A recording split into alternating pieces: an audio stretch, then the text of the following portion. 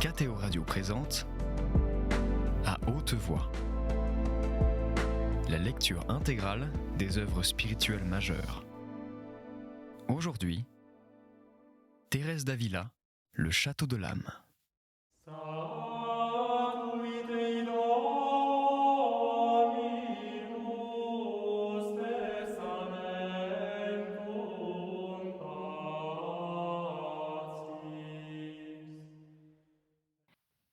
Chapitre 3. Elle dit ce qu'est l'oraison de recueillement que le Seigneur accorde d'ordinaire avant celle dont il vient d'être question. Elle en montre les effets et achève d'exposer ceux de l'oraison précédente, où il a été traité des goûts que le Seigneur donne. Les effets de cette oraison sont nombreux. Je vais en exposer quelques-uns. Mais tout d'abord, je veux parler d'une autre sorte d'oraison qui la précède presque toujours. Comme j'en ai parlé ailleurs, je n'en dirai que quelques mots maintenant. C'est un recueillement qui me semble également surnaturel. Il ne consiste pas à être dans l'obscurité, ni à fermer les yeux. Il ne dépend pas d'une chose extérieure, bien que sans le vouloir, on ferme les yeux et on désire la solitude. Quoiqu'il n'y ait pas la moindre industrie de notre part, l'âme construit, à mon avis, l'édifice qui la prépare à l'oraison dont j'ai parlé. Les sens et les choses extérieures semblent perdre de leur empire, et l'âme reconquiert peu à peu celui qu'elle avait perdu. On dit que l'âme rentre alors au-dedans d'elle-même, et quelquefois qu'elle monte au-dessus d'elle-même. Avec un tel langage, je ne saurais rien expliquer, et mon tort est de m'imaginer que c'est mon langage que vous comprendrez, tandis que je ne serai peut-être comprise que de moi-même. Considérons que nos sens et nos puissances dont nous avons parlé sont les habitants de ce château intérieur de l'âme, car c'est la comparaison que j'ai prise afin de pouvoir m'expliquer. Ils l'ont quitté et se sont mêlés, depuis de longs jours et même des années, à des étrangers ennemis de son bien. Une fois partis, ils ont compris leur malheur. Ils se sont rapprochés du château, mais ils ne parviennent plus à y rentrer, tant l'habitude de se tenir dehors est pernicieuse. Du moins, ce ne sont plus des traîtres. Ils se trouvent dans le voisinage du château. À la vue de leur bonne volonté, le grand roi qui l'habite veut bien dans son immense miséricorde les ramener à lui. Ce bon pasteur donne un coup de sifflet si suave qu'ils le perçoivent à peine, mais qui leur fait reconnaître sa voix. Et alors, ils n'errent plus autant à l'aventure et reviennent à leur demeure. Ce coup de sifflet du pasteur a tant d'empire sur eux qu'ils abandonnent les choses extérieures dans lesquelles ils s'étaient absorbés et rentrent dans le château. Il me semble que je n'ai jamais mieux expliqué cette faveur qu'en ce moment. Quand on cherche Dieu, on le trouve mieux et d'une manière plus profitable en soi que dans les créatures. C'est là que saint Augustin l'a trouvé, comme il nous le raconte, après l'avoir cherché en beaucoup d'endroits. L'âme reçoit un secours précieux quand Dieu lui accorde cette faveur. N'allez pas croire cependant que vous l'obtiendrez à l'aide de l'entendement, en considérant que Dieu est au-dedans de vous, ou à l'aide de l'imagination, en vous le représentant en vous. Cette méthode est bonne, et c'est là une excellente manière de méditer. Elle est basée sur la vérité, puisque, de fait, Dieu est au-dedans de nous-mêmes. Mais chacun de nous peut y réussir avec le secours de Dieu, bien entendu. Ce n'est point là le recueillement dont je parle. Il est d'une toute autre sorte. Parfois même, l'âme n'a pas encore commencé à penser à Dieu, que les gens dont nous parlions se trouvent déjà dans le château. On ne sait comment ils y sont entrés, ni comment ils ont entendu le coup de sifflet de leur pasteur, puisque les oreilles n'ont perçu aucun son. Mais on sent d'une manière notable à l'intime de l'âme un recueillement plein de suavité, comme peuvent s'en convaincre ceux qui en ont l'expérience. Pour moi, je ne saurais m'expliquer plus clairement. J'ai lu, ce me semble, que ce recueillement surnaturel ressemble à l'acte par lequel le hérisson et la tortue rentrent en eux-mêmes. Celui qui a écrit cette comparaison devait sans doute en avoir l'intelligence. Toutefois, ne l'ignorons pas, ces animaux rentrent en eux-mêmes quand ils veulent, tandis que le recueillement surnaturel n'a pas lieu quand nous le voulons, mais seulement lorsqu'il plaît à Dieu de nous le donner. Je suis persuadée que si Dieu l'accorde, c'est à des personnes qui ont renoncé aux choses du monde. Je ne dis pas en fait, parce que leur état les en empêche et qu'elles ne le peuvent pas, mais par leur désir. Il les appelle d'une manière toute particulière à la vie intérieure. Je crois même que si ces personnes savent correspondre à ces avances, il ne se contentera pas de leur accorder cette seule grâce, dès lors qu'il commence à les appeler à un état plus élevé. Ceux qui se reconnaîtront favorisés de la sorte doivent adresser beaucoup de louanges au Seigneur, car il n'est que trop juste de reconnaître cette grâce. Et par cette gratitude, ils se disposent à en recevoir de plus hautes. Ce recueillement est une disposition à écouter les paroles divines. Aussi, comme le conseillent certains livres, l'âme doit alors éviter de discourir et considérer attentivement ce que le Seigneur opère en elle. Toutefois, si Sa Majesté n'a pas encore commencé à nous enivrer de ses délices, je ne saurais comprendre comment on pourrait empêcher l'entendement de discourir. Il en résulterait plus de dommages que de profit. C'est là un point qui a été très discuté entre plusieurs personnages adonnés à la spiritualité. Pour moi, je confesse mon peu d'humilité, mais je ne trouve pas qu'il m'ait donné une raison convaincante pour que je me range à leur avis.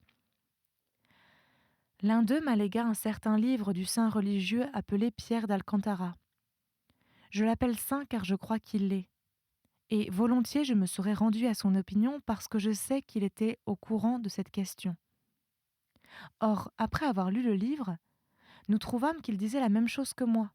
Il ne se servait pas des mêmes termes, mais on voyait bien par ce qu'il disait que, si d'après lui l'entendement ne doit plus discourir, c'est que l'amour est déjà éveillé dans l'âme. Il peut se faire que je me trompe, mais voici mes raisons. Tout d'abord, dans ces choses spirituelles, celui-là fait plus qui est moins porté à penser et à vouloir agir. Ce que nous avons à faire, c'est de nous tenir comme des pauvres nécessiteux en présence d'un grand et riche monarque. À peine ont-ils demandé l'aumône qu'ils baissent les yeux et attendent en toute humilité.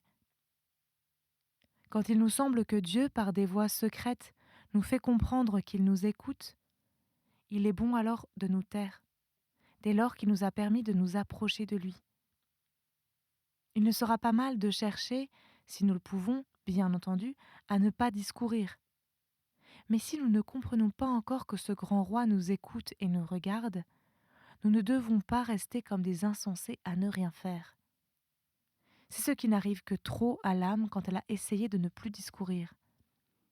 Elle se trouve dans une aridité plus grande.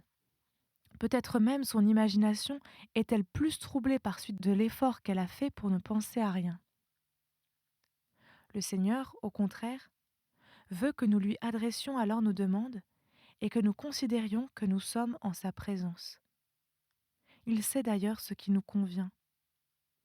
Pour moi, je ne puis croire que des moyens humains réussiraient dans des choses où Sa Majesté, ce me semble, a posé des limites qu'elle se réserve de faire franchir elle-même. Elle a laissé assez d'autres choses à notre disposition, comme les pénitences, les bonnes œuvres et l'oraison que nous pouvons faire avec son secours jusqu'au point où notre faiblesse nous le permet. La seconde raison, c'est que ces opérations intérieures sont toutes suaves et pacifiques.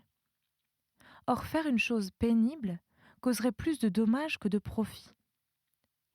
J'appelle chose pénible tout effort que nous voudrions réaliser, comme serait la peine de retenir son haleine. L'âme doit alors se remettre entre les mains de Dieu pour qu'il fasse d'elle ce qu'il voudra, avec le plus complet désintéressement de son avancement qu'elle pourra, et la plus complète résignation au bon vouloir de Sa Majesté. La troisième raison, c'est que l'effort même que l'on fait pour ne penser à rien excitera peut-être l'imagination à s'occuper de beaucoup de choses. La quatrième raison, c'est que le plus important et le plus agréable pour Dieu consiste à nous rappeler son honneur et sa gloire, à nous oublier nous-mêmes, ainsi que notre propre avancement, nos plaisirs et nos joies. Or, celui-là s'oublie-t-il lui-même, qui est très attentif à ne pas remuer et à ne pas laisser se remuer son entendement et ses désirs pour rechercher la plus grande gloire de Dieu, comme à se réjouir de celle dont il est en possession? Aussi, quand il plaît à sa majesté d'empêcher l'entendement de discourir, elle l'occupe d'une autre sorte, et l'instruit en l'éclairant d'une manière si élevée au-dessus de ses propres forces qu'il en est tout absorbé. Et sans qu'il sache comment cela s'est fait, il se trouve enrichi de beaucoup plus de connaissances qu'il n'aurait pu en acquérir avec toutes les industries dont nous nous servons pour mieux suspendre ces opérations. Dieu nous a donné nos facultés pour que nous nous en servions, et chacune d'elles aura sa récompense. Il ne faut donc pas chercher à les tenir dans une sorte d'enchantement, mais les laisser accomplir leur office jusqu'à ce qu'il plaise à Dieu de les appeler à un état plus élevé. Voilà ce que je comprends. Ce qui convient le mieux à l'âme que le Seigneur a daigné élever à cette demeure, c'est de faire ce que j'ai dit. Elle doit s'appliquer sans violence et sans bruit à empêcher les discours de l'entendement, mais non à le suspendre. J'en dis autant de l'imagination. Il est bon, au contraire, qu'elle se rappelle qu'elle est en présence de Dieu et considère qui il est. Si ce que l'entendement éprouve en lui-même le ravit, à la bonne heure. Mais qu'il ne cherche pas à comprendre ce que c'est, car une telle faveur est accordée à la volonté. Qu'il la laisse donc en jouir, sans rien faire de plus que de lui suggérer quelques paroles d'amour. Car bien que nous ne cherchions pas à rester alors sans penser à rien, cela arrive souvent, mais dure très peu de temps. J'ai déjà exposé ailleurs le motif pour lequel l'entendement se trouble dans cette sorte de raison dont j'ai commencé à parler au début de cette demeure. J'en ai parlé en même temps que de l'oraison de recueillement.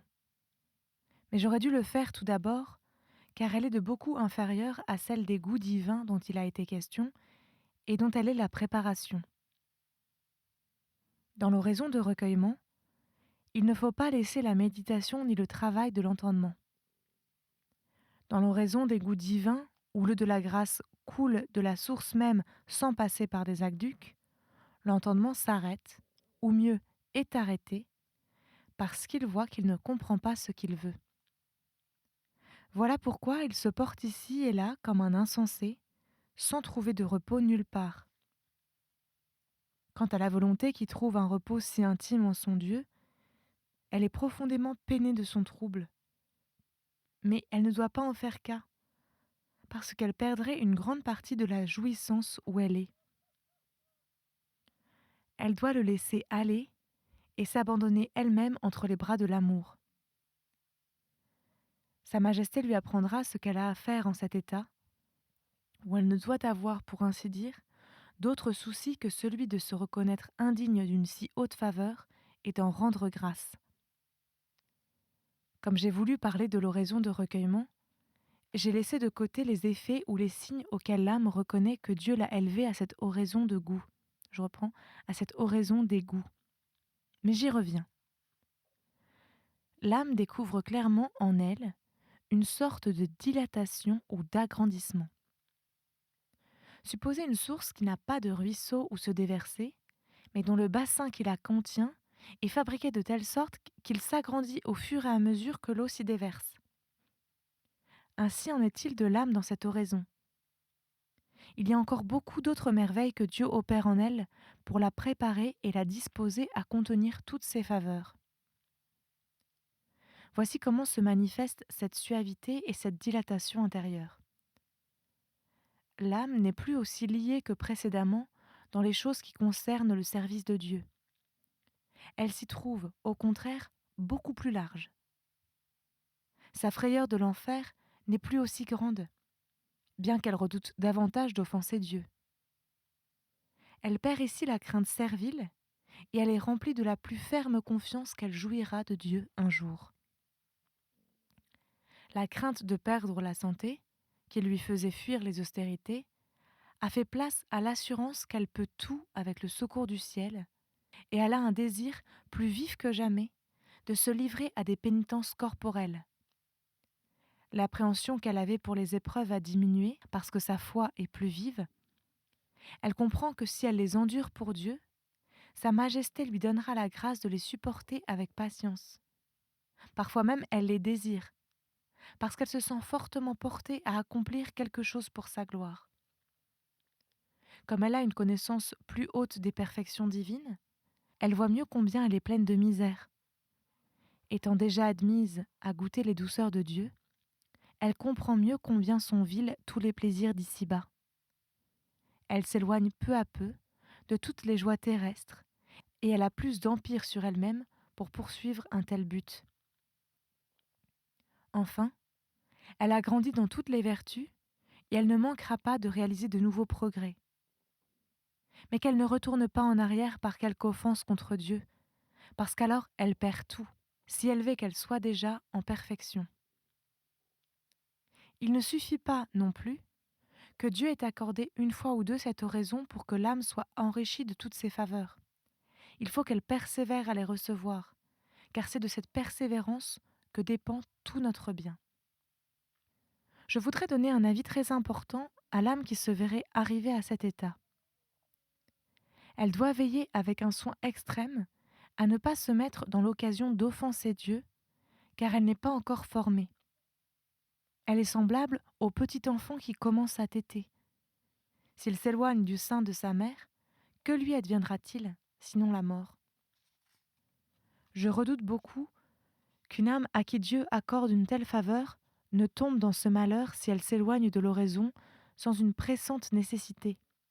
Supposez même qu'elle ne la reprenne pas sans retard, elle ira de mal en pis. Il y a, je le sais, beaucoup à craindre dans ce cas. Je dis ce que j'ai vu. Je connais quelques personnes dont je ne saurais trop déplorer l'infortune, parce qu'elles se sont éloignées de celui qui leur montrait tant d'amour en se donnant à elles comme amies et en le leur prouvant par des œuvres. J'insiste donc pour que l'on ne s'expose pas au danger, car le démon travaille beaucoup plus à séduire une seule de ces âmes qu'un grand nombre d'autres à qui le Seigneur n'accorde pas de telles faveurs. Elles peuvent en effet porter un tort considérable aux démons en entraînant d'autres âmes à leur suite, et peut-être même en rendant les plus signalés services à l'Église de Dieu. Mais n'y aurait-il pas d'autre raison que celle de l'amour particulier que Sa Majesté leur témoigne, que cela suffirait pour que le démon ne néglige aucun moyen de les perdre? Voilà pourquoi elles sont violemment tentées, et si elles s'égarent, leur chute est beaucoup plus profonde que celle des autres. Quant à vous, mes sœurs, d'après ce que nous pouvons en juger, vous êtes à l'abri de ces dangers. Mais que Dieu vous préserve de l'orgueil et de la vaine gloire. Si le démon cherche à contrefaire les faveurs dont le Seigneur enrichit l'âme dans cette demeure, vous le reconnaîtrez en effet. Loin de produire ceux dont nous avons parlé, il en produirait de tout opposé. Je voudrais vous prémunir contre un péril dont je vous ai déjà parlé ailleurs, et dans lequel j'ai vu tomber des personnes d'oraison et surtout des femmes. Comme nous sommes plus faibles par nature, il y a aussi plus de motifs d'exposer ce que je vais dire. Voici ce dont il s'agit. Quelques-unes, par suite de leur grande pénitence, de leur oraison ou de leur veille, et même sans cela, sont d'une complexion très délicate. Si elles reçoivent quelque consolation spirituelle, leur nature succombe. Lorsqu'elles éprouvent un certain contentement intérieur et une défaillance extérieure, ou cette faiblesse qui arrive dans le sommeil des puissances qu'on appelle spirituelles, et qui est quelque chose de plus élevé que ce que j'ai dit, il leur semble que c'est tout un. Elles se laissent aller à une sorte d'enivrement. Plus elles s'y laissent aller, et plus l'enivrement augmente, parce que leur nature se débilite toujours davantage. Elles s'imaginent qu'il s'agit vraiment d'un ravissement.